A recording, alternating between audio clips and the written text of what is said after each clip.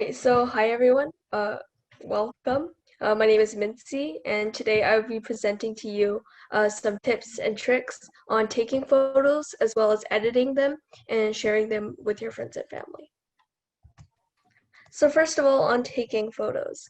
So your phone is actually a quite high quality camera. You don't have to be a professional photographer or have a really good camera in order to take really good photos. So we will be showing you some tricks to help you take better photos. For example, your phone has features such as grid lines, ways to set the focus on something specific, adjusting the lighting, having a self timer, especially for selfies, as well as a panorama to take bigger pictures. Okay, so first of all, on grid lines. In art and photography, there is a rule of thirds. So basically, if you break down your image into thirds or into nine equal squares, the points of interest or the main point of your picture should be along these lines for your photo to be more balanced, level, and visually appealing. So when you actually put your subject in an off-center position, the photo becomes more dynamic and it looks generally better. So your phone actually has this built-in grid line to help you take the best pictures. So on an iPhone, if you go into your photos and if you go into settings and then you choose photos and camera, there's an option that says switch grid on. And if you turn it on, or if the little switch thing becomes blue, it means that whenever you open your camera to take photos, the uh, your camera will be split into these thirds in order to help you take a better picture. On a Samsung, you have to launch the camera app. Then you have to go into the camera app's settings. You will scroll down and you will also see an option that asks you to switch the grid lines on or off. And if you turn them on, again, you can see the grid lines. And if you want to turn them off, you can go back to those settings and turn them off whenever you want. Okay, so next on setting focus and adjusting the light. So sometimes your camera might be blurry and it's not actually focusing on the thing that you want it to focus on. And a very easy and quick way to make the camera focus on a certain place is to tap on the screen on the place that you want the camera to focus on. So that's how you focus a picture on both Samsung and Apple phones. If you want to change the lighting, after you tap on your subject, there will be a little icon, a little sun icon on a vertical scale. And in order to increase the light level of your photo, you have to slide it up. And if you want to lower the brightness of your photo, you can slide it down. If you want to lock the amount of lighting for the entire time you're taking this photo, you have to tap and hold a certain part of the image for a few seconds. And eventually there will be a message that says AE/AF lock. And basically this means that you can move the camera and take pictures of other things and the brightness will still remain the same. If you want to reset this or if you want to unlock this again, then you just have to tap the screen again. Okay, so next we have panoramas. So panoramas are, as the name suggests, a panorama of whatever you want your phone to take a picture of. So this is often very useful. For example, if you want to take a picture of the Golden Gate Bridge and you aren't able to get it in a simple phone-sized picture. So what you do is if you take a panorama, you're able to get the whole picture. On an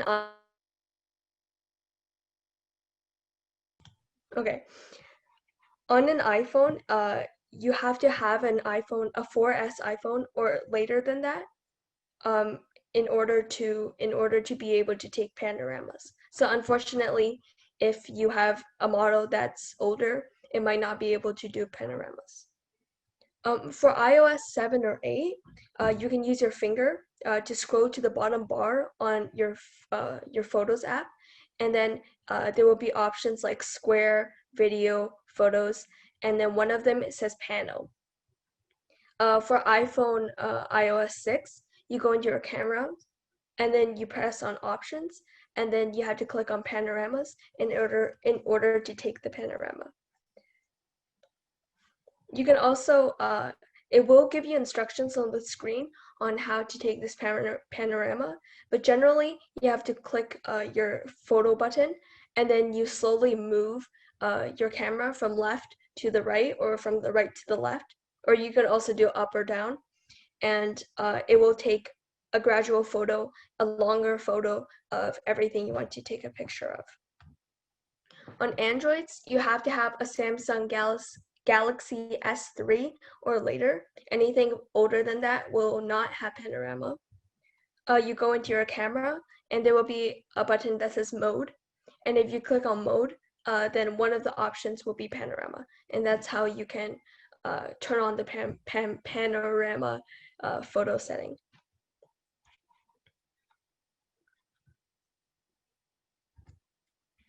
Oh. Okay, there we go. Next, we have self-timers.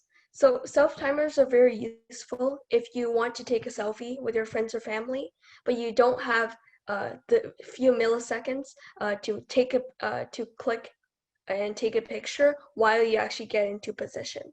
So what you can do is you can use a self-timer, and this basically means that when you click on the camera, when you click to take a photo, it will wait for a couple seconds according to what you want, such as 3 or 10 seconds before it takes the picture, so you have time to get ready and look really nice. So on the iPhone, you have to go into the camera app, and then on the top, as you can see over here, it says, okay, let me do this actually. Okay, as you can see over here, it says select timer, and if you click on this, it will give you options such as off, 3 seconds, or 10 seconds. And per se, if you choose 3 seconds, then you click it and it will show up right here in this area. And once you take a photo, it will take 3 seconds for the photo to be taken. Make sure that after you finish taking this photo that you change it back to off. That way the next time, if you want to capture something in the moment, your camera won't be delayed by these 3 seconds. For the Android, you also go into the camera app, and you have to go into the top right here where it has the low settings icon, and if you click on that, you can scroll through these icons, and one of them looks like this. It says off, and it has a line and a semicircle. And if you click on that, it'll give you options such as 2 seconds, 5 seconds, and 10 seconds. And you choose one of those, and you just press the shutter button to take a picture. Okay, so here are some general tips. Because your phone camera is not perfect, it does require some skill to be able to take these pictures. Well, not some skill, but some general tips that you have to understand. For example, zooming in on your subject will reduce the quality of the picture. It might look a little bit grainy or pixelated. So generally, the ideal way to take a closer picture is simply to move closer to what you want to take a picture of. Next, another tip is to use natural light during the nighttime, or if you're using your house's light or your room light, it's not nearly as good quality as using sunlight, so it's best to take photos and take advantage of the sun. Next, it's also great to find different perspectives and using unique angles. Using only one angle may be good, but it's also very interesting to have a large variety of types of photos in your album. And finally, make sure to clean your phone's lens. Sometimes your phone is just blurry because it's not clean or it's dusty and it hasn't been cared for in a while. So make sure to occasionally clean with a soft handkerchief and to clean the lens on the front of your phone. And also on the back, I guess. Okay, next we have photo editing apps. So photo editing apps can help you do a lot of things. For example, you can make photos appear brighter or darker. If you didn't change that while you were taking the photo, you can change it with a photo editing app. You can also remove the red light that sometimes appears on people's eyes because of the bizarre way that the phone photo taking software works. And finally, you can also crop photos to make them, to reframe them, or to make sure that they're level, or to cut something out of it. And there are also many other things that we can do, and you will see them. All right, so first we have the iPhone or iPad photos. So on your iPhone or iPad, when you go into photos, there's an option to do some basic editing on these photos. So if you want to do some simple recoloring or cropping or adjusting, you don't really have to go beyond what your phone already has. So to start editing, you have to select your photo, and then you click edit on the top right corner of the photo screen. And what you do is after that, it will have a bunch of options at the bottom, as you can see here. The first one on the very left right here, you can choose to make it brighter. You can choose how dark you want the shadows to be, and you can also make the photos look sharper or less sharp. There are also options to change the filter, which is basically the color ratio of your picture. For example, you can choose to make your flower black and white, or you could try to make it more orangey hued according to your liking. So once you finish editing, make sure to press done, or make sure to press done or press minus at the top. I mean, press the more here and press done, because if you don't, it might not save it for you. Okay, next we have iPhotos, which is on the Mac. So your Mac actually has some fairly decent editing tools, and it will help you edit in more detail. So to start editing a photo, all you need to do is to click into your photos and onto the photo that you choose. And on the top right-hand corner, there will be an option to edit. So what happens is once you press edit, there will be plenty of options of how you want to change your photo. This adjust, filters, and crop will, I'm pretty sure, show up on the top of your photo screen. And if you click on these, there are many, many options on how you want to edit your photo. So if you want to see the one with the red eye right here, in order to fix that, if you click on this, then it will give you an option to remove the redness that is sometimes present on people's eyes when you take pictures. All right, next we have Google Photos. So Google Photos is for Android phones and tablets. They also offer pretty basic tools, and they're quite similar to the iPhone one.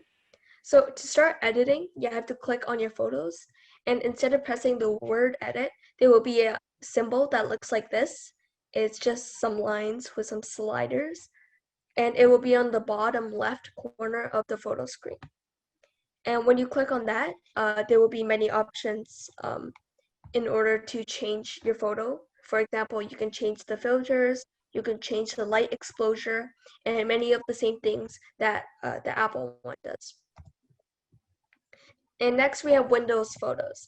So Windows Photos is built into Windows computers, and this is how Windows computers are able to edit photos.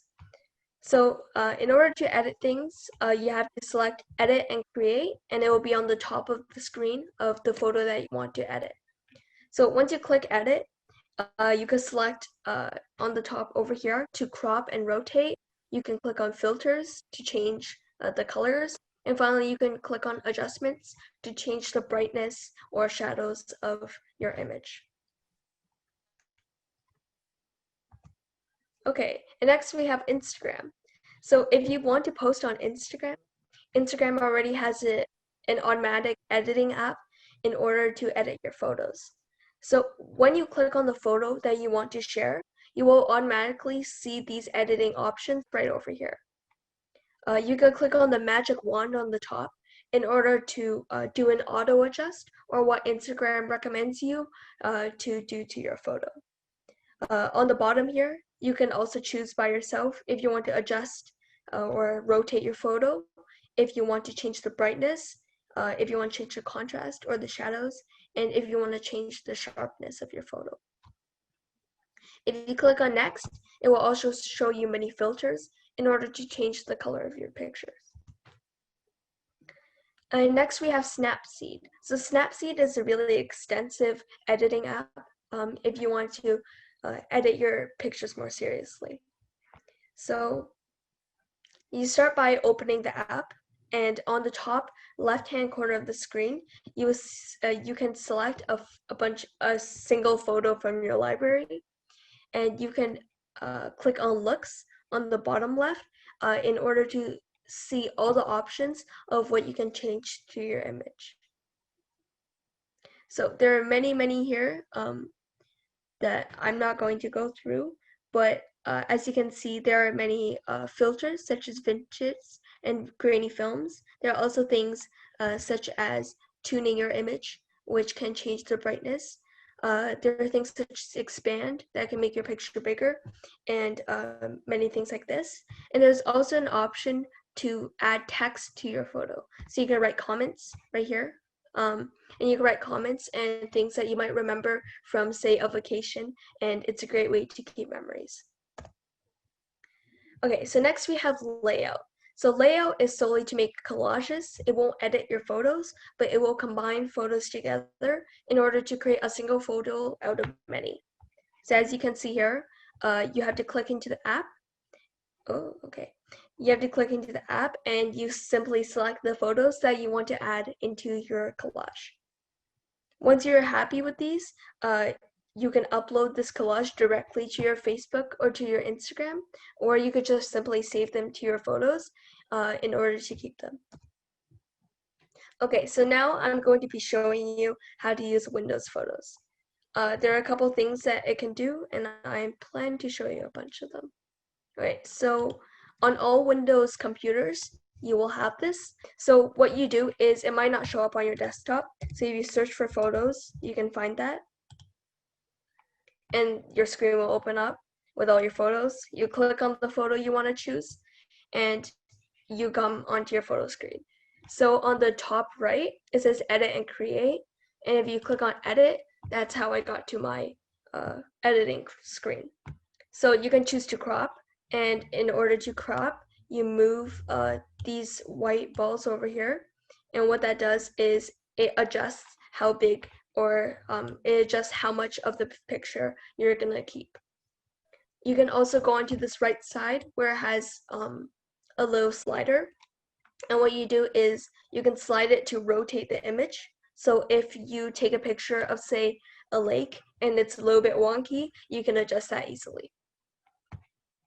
And if you want to undo something and you messed up terribly and you want to undo it, you can also click on these arrows over here and it will undo what you just did in order to keep your picture as it was before.